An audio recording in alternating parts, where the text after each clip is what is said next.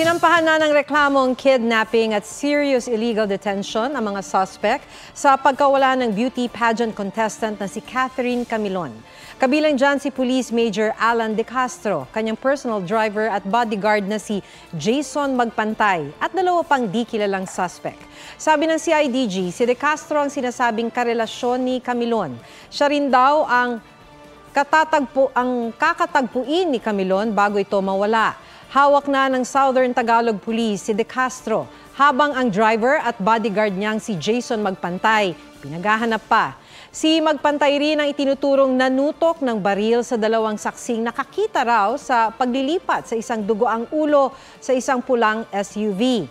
Tukoy na rin ng CIDG kung kanino nakarehistro ang SUV na na-recover nitong Biyernes sa Batangas at iniuugnay sa pagkawala ni Camilon. May natagpuan ring hibla ng buhok at bakas ng dugo sa sasakyan.